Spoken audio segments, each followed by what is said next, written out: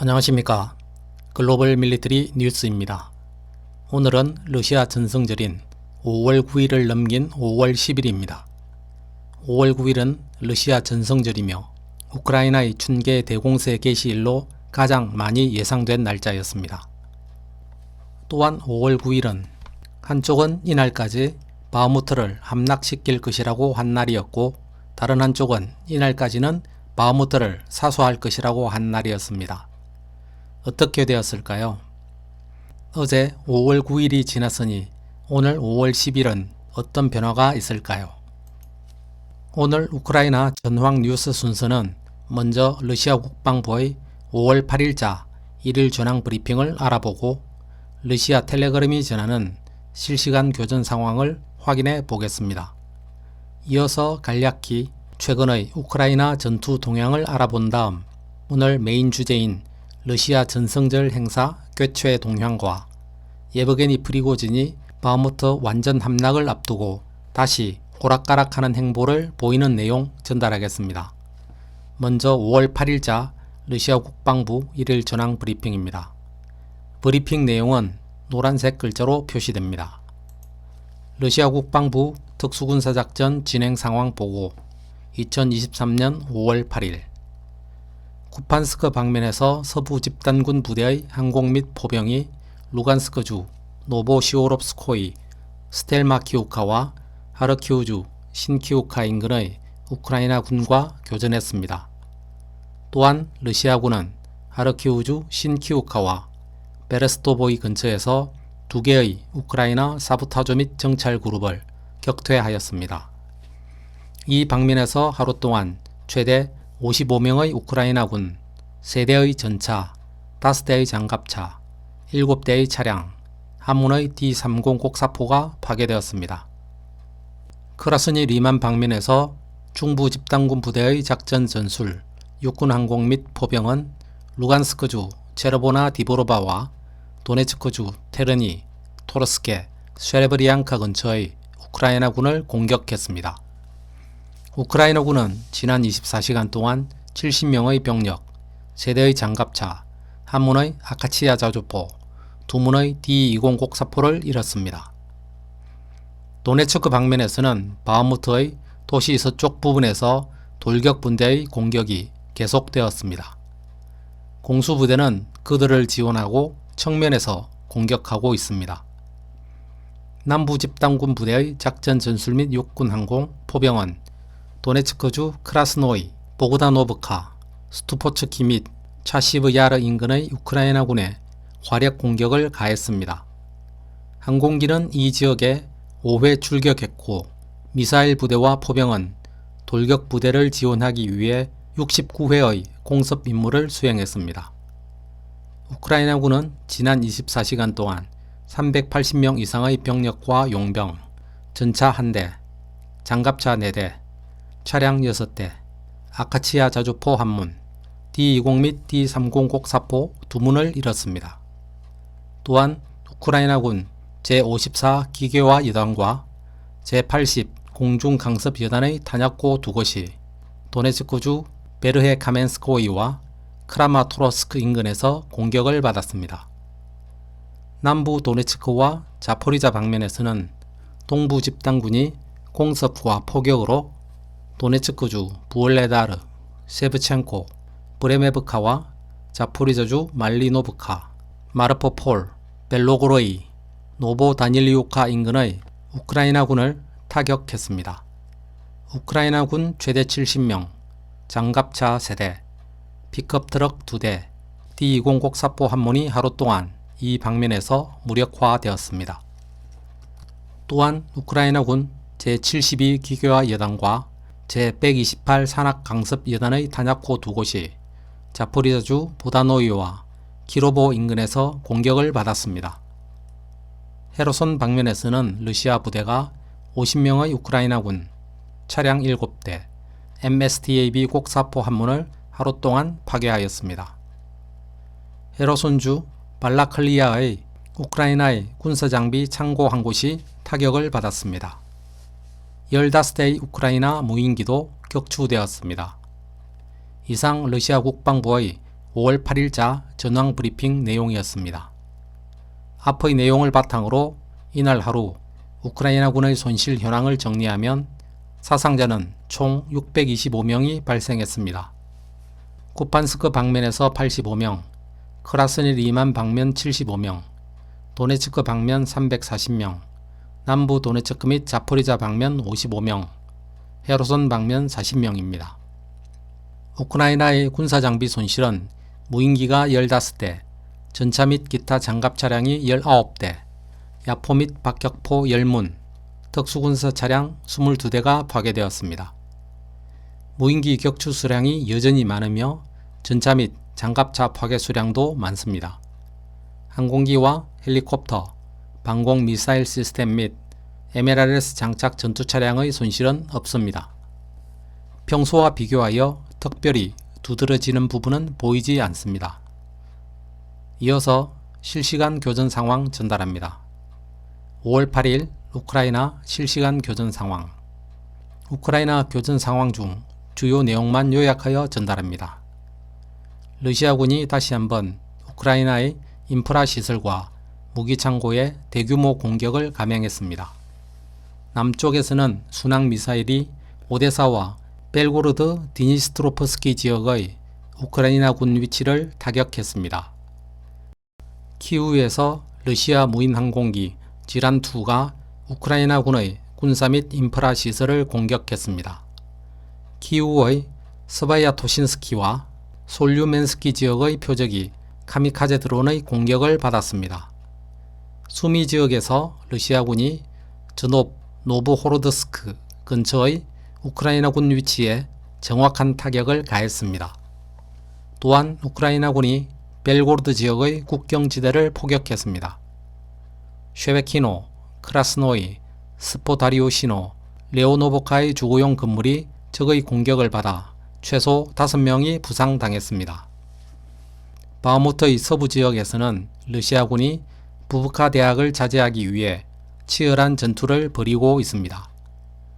남쪽에서는 바그너 PMC 공격 그룹이 톨부이나 거리와 레브첸코 거리를 따라 진격하여 적을 도시 밖으로 밀어내고 있습니다.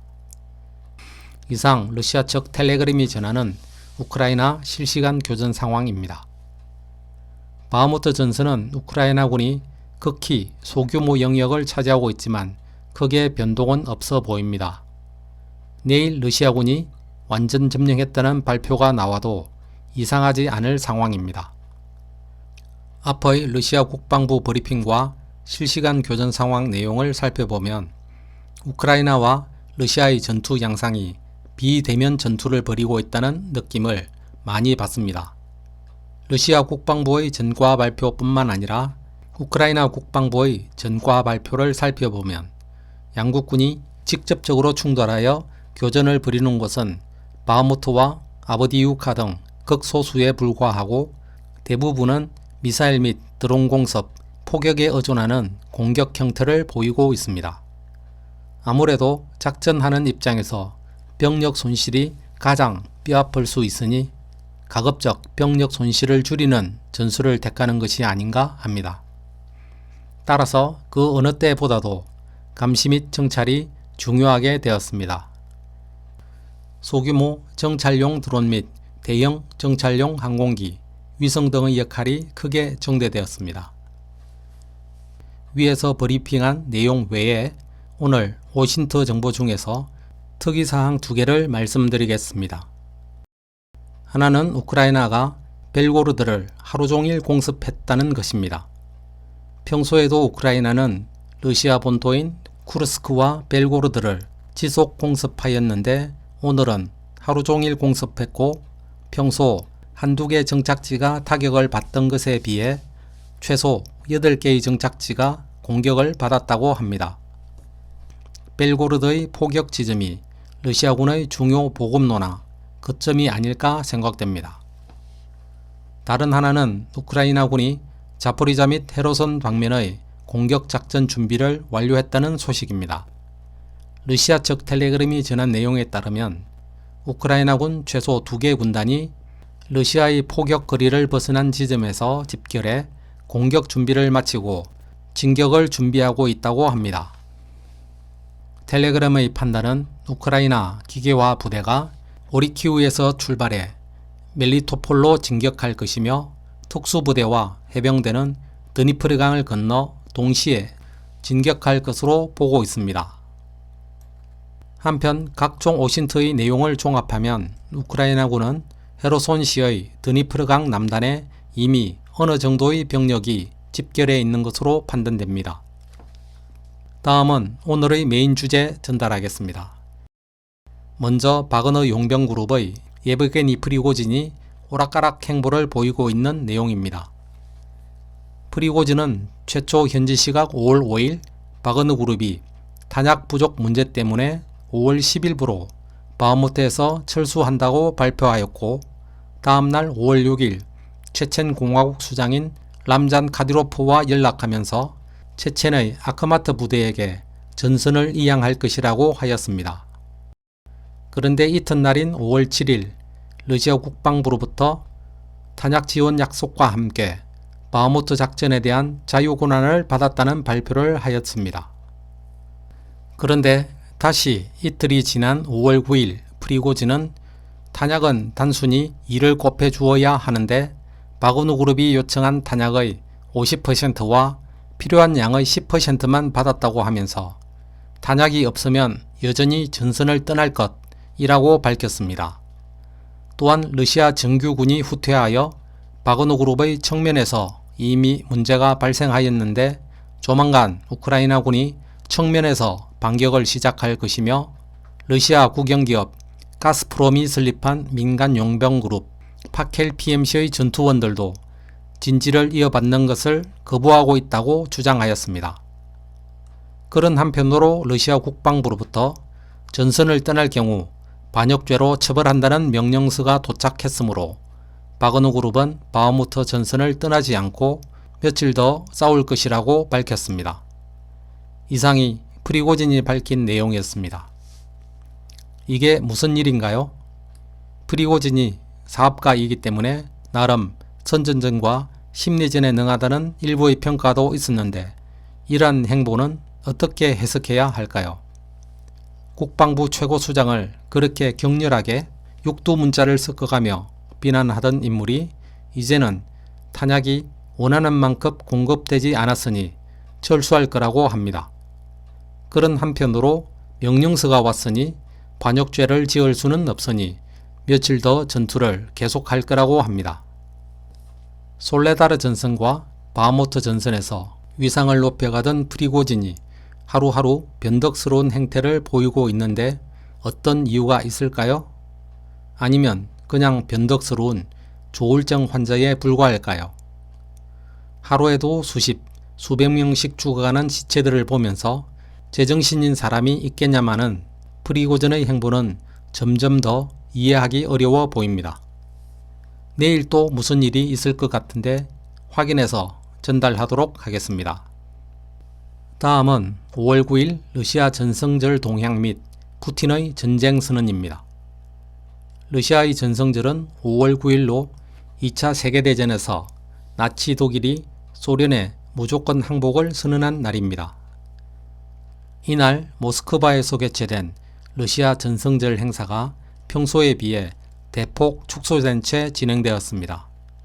항공기의 축하 비행은 없었으며 전차 및 장갑차 등도 동원되지 않았습니다.